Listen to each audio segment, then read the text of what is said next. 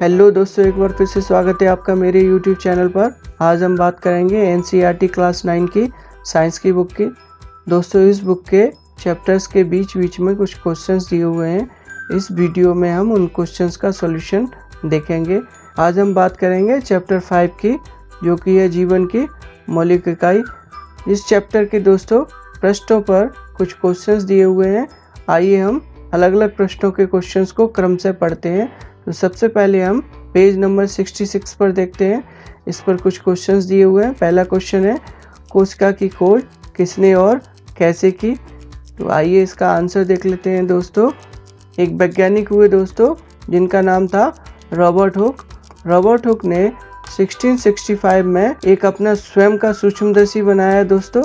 इस सूक्ष्मदर्शी की सहायता से उन्होंने बोतल की कॉर्क या कॉर्क, जिसको कि हम कहाँ से प्राप्त करते हैं, वृक्ष की छाल से प्राप्त करते हैं, उसको लिया और उसका एक पतला सेक्शन काटा और उस सेक्शन को अपने द्वारा बनाए गए सूक्ष्मदर्शी से अध्ययन किया और उन्होंने देखा कि इसमें मधुमक्खी के छत्ते जैसे कोष्ठ उनको दिखाई दिए। उन्होंने इन कोष्ठों को सेल नाम दिया। सेल का दोस्तों हिंदी में तात्पर्य होता है कोशिका।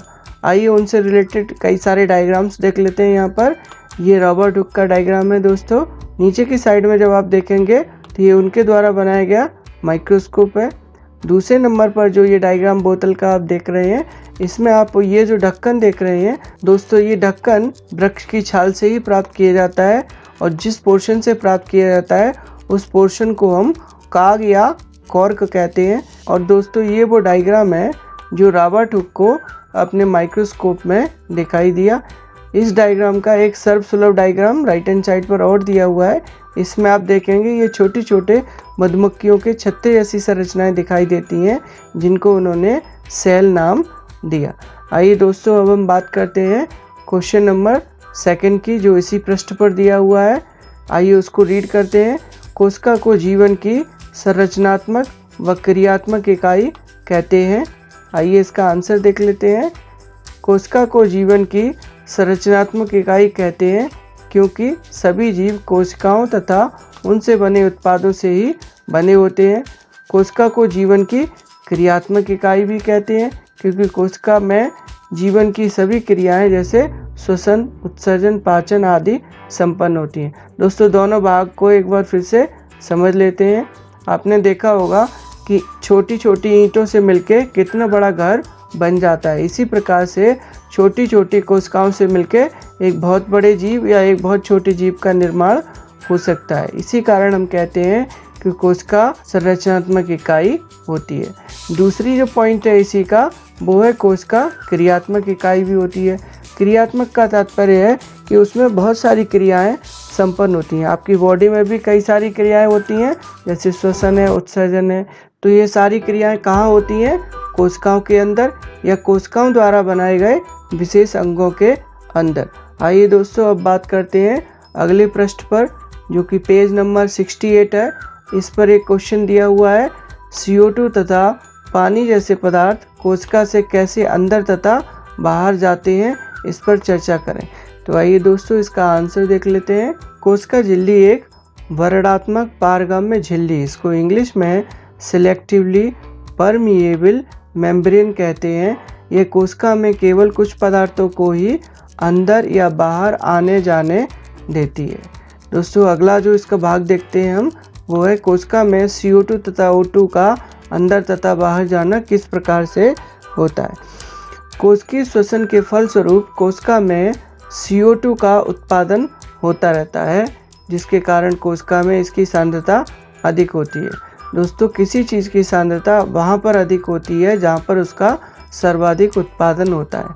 तो हमारी बॉडी में CO2 हमेशा बनती रहती है क्योंकि हम हर वक्त सांस लेते रहते हैं, जबकि कोशिका के बाहर उपस्थित वातावरण में CO2 की सांद्रता कम रहती है।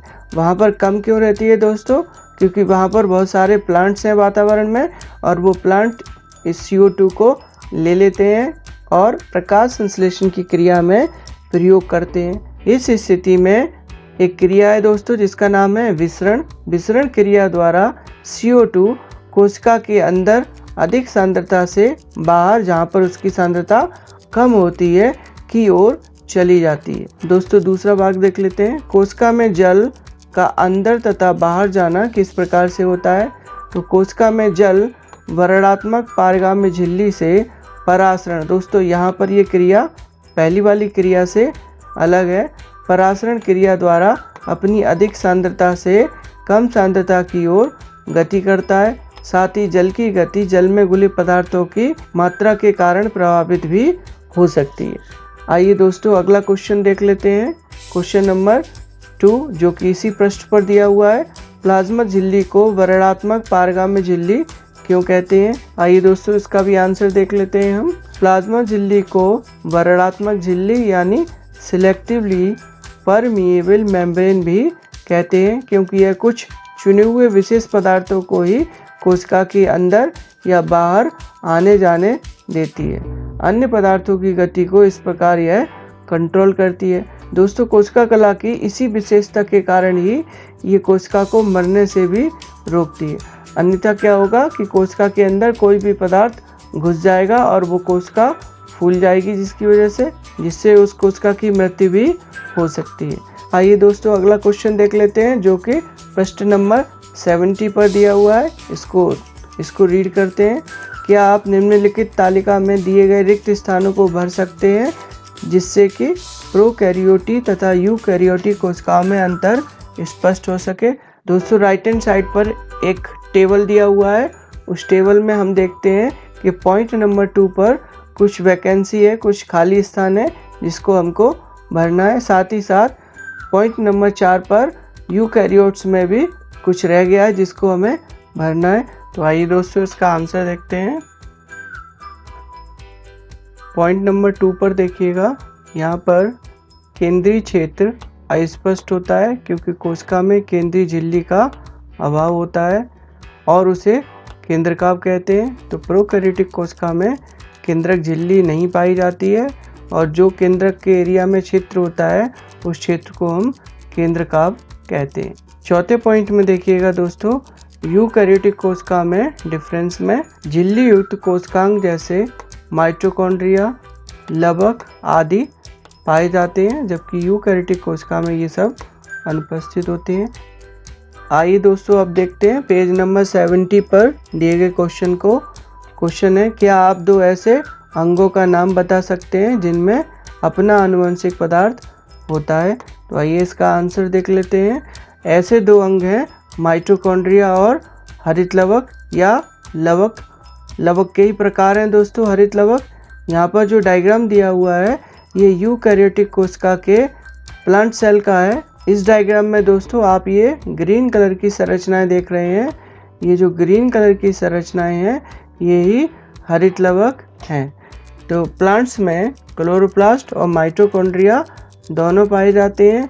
इनके अंदर अपना डीएनए सिस्टम पाया जाता है। आइए दोस्तों अब देखते हैं अगला क्वेश्चन। पेज नंबर 70 पर क्वेश्चन नंबर 2 दिया हुआ है। यदि किसी कोशिका का संगठन किसी भौतिक अथवा रासायनिक प्रभाव के कारण नष्ट हो जाता है तो क्या होगा? तो आइए इसका आंसर देखते हैं दोस्तों। कोशिका जीवन की संरचनात्मक अभी आपने जान ही लिया एवं क्रियात्मक इकाई होती है। यह जीवन की विभिन्न क्रियाओं जैसे श्वसन, उत्सर्जन आदि को करने में सक्षम होती है। यदि किसी कोशिका का संगठन किसी भौतिक अथवा रासायनिक प्रभाव के कारण नष्ट हो जाता है तो कोशिका में होने वाली विभिन्न जैविक क्रियाएं, श्वसन, उत्सर्जन आदि नहीं हो पाएंगी और अंत में कोशिका मर जाएगी। आइए दोस्तों अब देखते हैं पेज नंबर 17 पर दिए गए अगले क्वेश्चन को। क्वेश्चन है, लाइसोसोम को आत्मघाती थैली क्यों कहा जाता है? तो आइए इसका आंसर देख लेते हैं। लाइसोसोम जंतु कोशिकाओं के जीव द्रव्य में पाए जाने वाले कोशिका कला युक्त कोशिकांग हैं। इनके अंदर शक्तिशाली पाचक विकर, दोस्तों ध्यान से सुनिएगा, इनके अंदर डाइजेस्टिव एंजाइम्स पाए जाते हैं।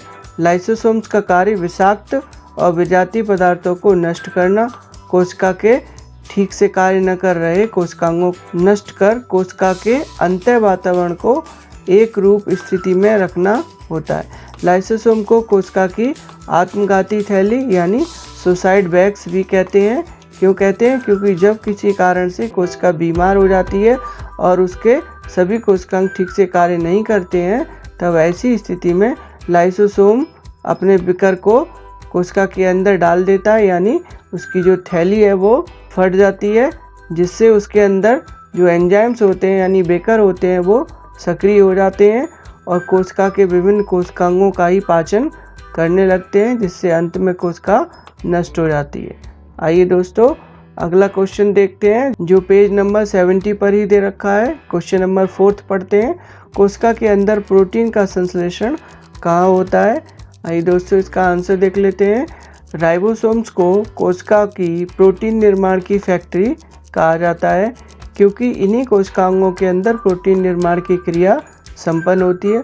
दोस्तों ये जीव द्रव्य में पाए जाते हैं और आरएनए के बने होते हैं। तो दोस्तों इस प्रकार से हमने चैप्टर 5 के सभी क्वेश्चंस को पढ़ लिया तथा उनके आंसर यहाँ पर देख लिए। मैं आपसे रिक्वेस्ट करता हूँ कि मेरे चैनल को प्लीज़ सब्सक्राइब कीजिएगा, साथ ही बेल आइकन को दबाइएगा ताकि नई नई वीडियोस जो मैं डालूँ वो आपको तुरंत ही अवेलेबल हो जाएं। नमस्कार।